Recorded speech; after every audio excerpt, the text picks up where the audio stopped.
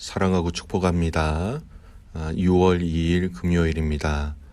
오늘도 그 성령의 충만한 임재하심으로 함께 승리하며 함께 기뻐하는 복된 하루가 되시기를 주님의 이름으로 축복합니다. 오늘 말씀은 아브라함도 믿음으로라는 제목으로 함께 말씀 나누고자 합니다. 오늘 말씀은 로마서 4장 1절에서 12절까지의 말씀입니다. 말씀 봉독합니다. 그런즉 육신으로 우리 조상인 아브라함이 무엇을 얻었다 하리요? 만일 아브라함이 행위로서 의롭다 하심을 받았으면 자랑할 것이 있으려니와 하나님 앞에서는 없느니라. 성경이 무엇을 말하느냐? 아브라함이 하나님을 믿음에 그것이 그에게 의로 여겨진 바 되었느니라. 일하는 자에게는 그 삭이 은혜로 여겨지지 아니하고 보수로 여겨지거니와 이를 아니할지라도 경건하지 아니한 자를 의롭다 하시는 이를 믿는 자에게는 그의 믿음을 의로 여기시나니 이란 것이 없이 하나님께 의로 여기심을 받는 사람의 복에 대하여 다윗이 말한 바 불법이 사함을 받고 죄가 가려짐을 받는 사람들은 복이 있고 주께서 그 죄를 인정하지 아니하실 사람은 복이 있도다 함과 같으니라. 그런즉 이 복이 할례자에게나 혹은 무할례자에게도냐? 무릇 우리가 말하기를 아브라함에게는 그 믿음이 의로 여겨졌다 하노라. 그런즉 그것이 어떻게 여겨졌느냐? 할례시냐 무할례시냐? 할례시가 아니요 무할례시니라. 그가 할례의 표를 받은 것은 무할례시에 믿음으로 된 의를 인친 것이니 이는 무할례자로서 믿는 모든 자의 조상이 되어 그들도 의로 여기심을 얻게 하려 하심이라.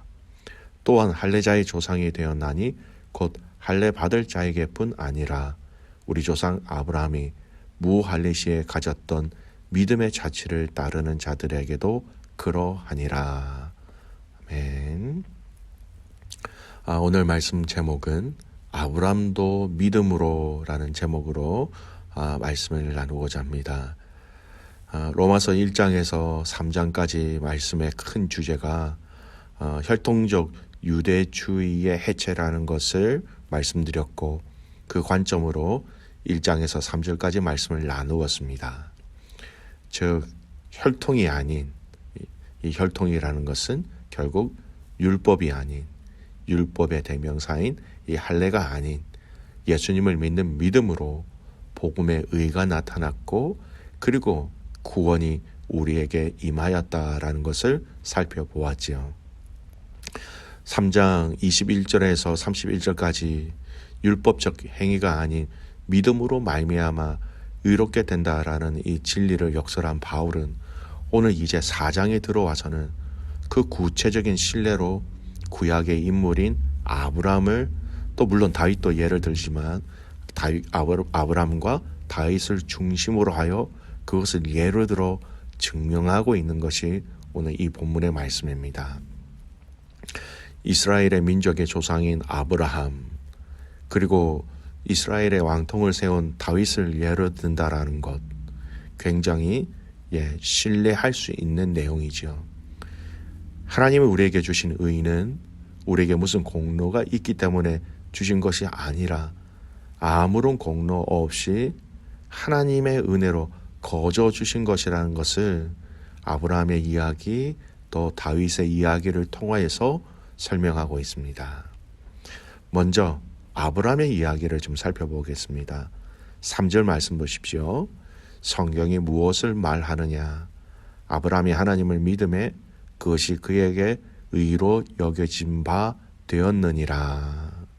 여러분 이 말씀은 창세기 15장 6절의 말씀을 그대로 인용한 말씀입니다. 창세기 15장에 어떤 사건이 있습니까? 아브라함은 하나님께 자신이 아들이 없기 때문에 상속자 엘리에셀이라는 그의 종을 지목합니다.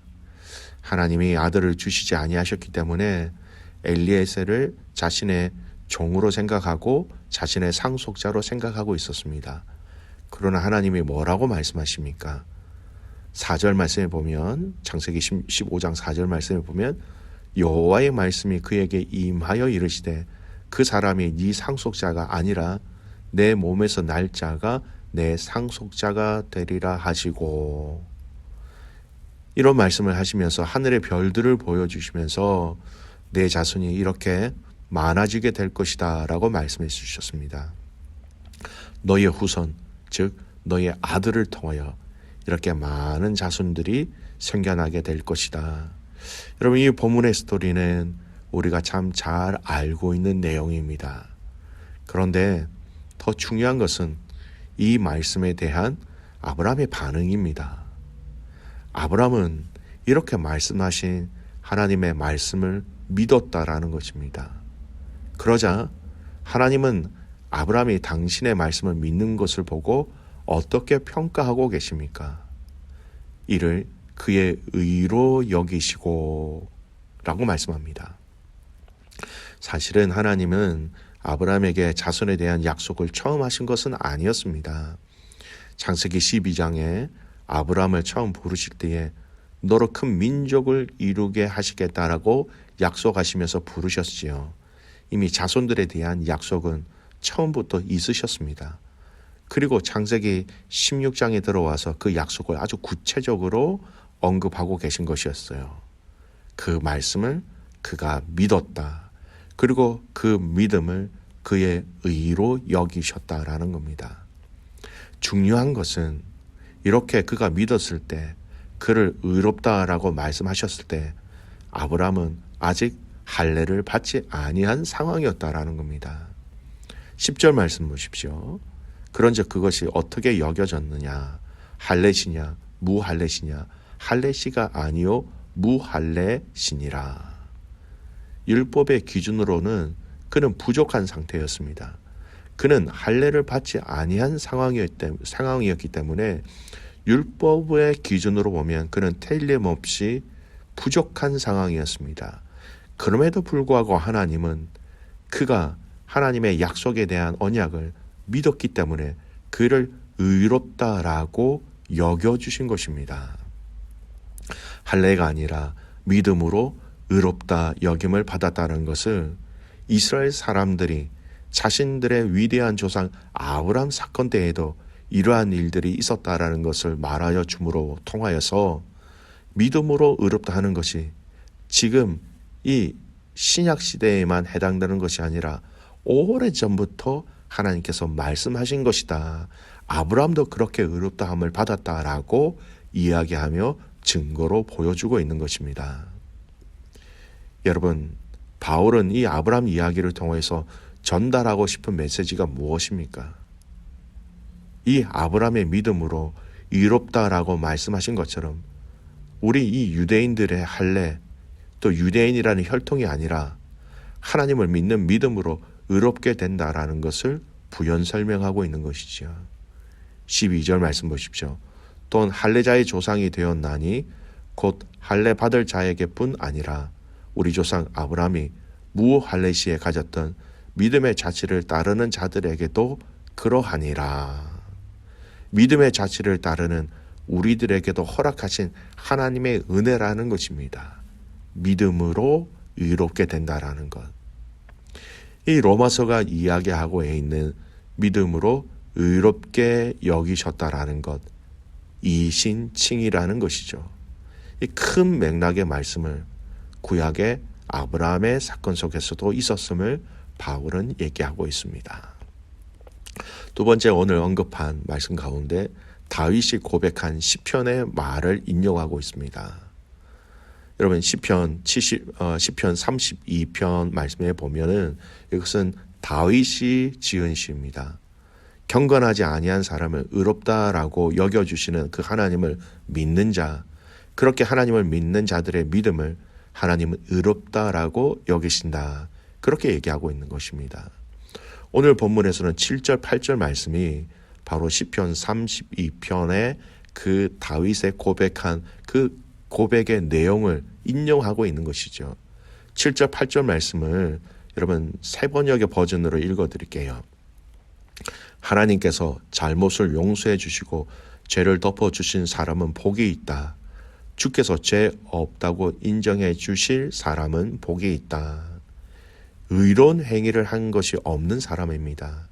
잘못을 한 사람입니다. 하지만 하나님이 죄를 덮어주시고 죄 없다라고 인정해 주신 하나님을 믿는 사람은, 즉 용서해 주시는 하나님을 믿는 사람은, 다른 말로 나의 죄를 덮어주시는 하나님을 믿는 사람은, 하나님은 이를 믿는 그들의 믿음을 통하여 그들은 의롭다라고 인정하고 계시다라는 겁니다. 사랑하는 귀한 믿음의 가족 여러분, 이스라엘 백성들에게 아브라함과 다윗이 차지하고 있는 위치와 영향력은 무척이나 큽니다. 이 영향력을 큰 이 두 사람의 예를 들어서 믿음을 통하여 의롭다라고 여김을 받는 것임을 이야기하고 있는 것이지요. 즉 이 말씀은 여러분 구약과 신약의 이 믿음의 연속성을 이야기하고 있습니다. 여러분 구약도 믿음입니다. 우리가 흔히 구약 성경에는 율법만 있고 믿음에 대해서는 별로 관심이 없이 얘기합니다. 구약에는 여러분 믿음이 아무런 의미가 없는 것이 아닙니다. 구약의 율법을 지키는 것도 사실은 믿음이라는 것이 있을 때에 가능한 것이죠. 믿음으로 율법을 지키게 되는 것이고, 설령 연약하고 부족하다 할지라도 하나님에 대한 신실한 믿음이 절대적으로 필요하다라는 것을 구약의 성경과 신약의 성경은, 또 이 로마서는 우리에게 정확하게 얘기하고 있습니다. 여러분, 오늘 이 로마서 4장의 말씀이 우리에게 적용하여 주시는 말씀이 무엇일까요? 우리의 삶입니다. 믿음으로 사는 성도의 삶입니다. 믿음으로 우리를 의롭게 여기시는 것, 이것이 바로 하나님의 방법이었다라는 겁니다. 여러분, 사단이 믿음의 성도들을 공격할 때 다양한 방법으로 공격하는데 근원적으로 공격할 때가 있습니다. 이 공격이에요. 네가 믿음이 있으면 이렇게밖에 생활을 하지 못하니, 네가 믿음이 있으면서 이렇게밖에 신앙생활 못하니, 네가 정말 있는 믿음, 너 믿음 맞아? 너의 삶을 보면서 네가 믿음이 있다라고 확신할 수 있어? 여러분, 사단은 이렇게 우리의 근원적인 부분들을 공격합니다. 네가 예수 믿는 건 맞아. 삶의 모습을 보고 삶의 행함을 통하여서 우리의 믿음을 의심하게 하는 것, 이것이 바로 사단의 공격의 방법이라는 것이죠. 여러분 기억하십시오. 연약하고 부족함을 인정하십시오. 그리고 그 부족함과 연약함을 아심에도 불구하고 하나님은 나를 사랑하시고 용서하여 주시고 자녀 삼아 주시고, 그리고 우리를 구원의 길로 인도해 주셨다라는 겁니다. 여러분의 모습을 보고 믿음을 주시고 의롭게 여기신 것, 삶의 그 반응을 보고 아니에요. 연약하고 부족함에도 불구하고 우리를 의롭게 여겨주셨다라는 것입니다. 사랑하는 귀한 믿음의 가족 여러분, 믿음을 신뢰하시고 믿음을 의지하여서 주님 앞에 나아갑시다. 믿음이 이기게 합니다. 믿음이 견디게 합니다. 믿음이 끝까지 순종하게 한다라는 것입니다. 주 예수를 믿음으로 말미암아 온 세상을 이길 수 있는 저와 여러분이 되시기를 주님의 이름으로 축복합니다. 아멘. 기도하겠습니다. 살아계신 아버지 하나님, 오늘 우리에게 주신 이 믿음이 얼마나 귀하고 값진 것인지 알게 하여 주시옵소서. 우리에게 믿음이 있지만 연약할 때도 많고 또 우리의 부족함도 참 많이 있습니다. 그럼에도 불구하고 주님 허락하셔서 우리에게 믿음을 주셨고, 주신 믿음을 통하여 우리를 의롭다 하셨사오니, 주님 앞에 가는 그날까지 주님이 우리에게 주신 이 믿음을 통하여 의롭다라고 여겨주신 그 은혜의 호칭을 통하여 끝까지 우리의 신앙을 지켜내는 믿음의 가족들 되게 하여 주시옵소서. 아브라함이 하나님을 믿음에 그것이 그에게 의로 여겨진 바 되었다라는 이 말씀, 주님 우리에게 더 큰 믿음 주시고 더 큰 믿음을 통하여서 더 아름다운 삶을 하나님 앞에 나아가며 하나님과 교제하며 끝까지 하나님께서 우리에게 말씀하신 그 믿음의 길을 놓치지 않는 사랑하는 귀한 성도들의 삶 되게 하옵소서. 오늘 이 하루 주님 앞에 온전히 드림으로 승리하는 하루가 되기를 믿고 감사드리며 살아서 역사하시는 예수 그리스도의 이름으로 감사하며 기도드리옵나이다. 아멘.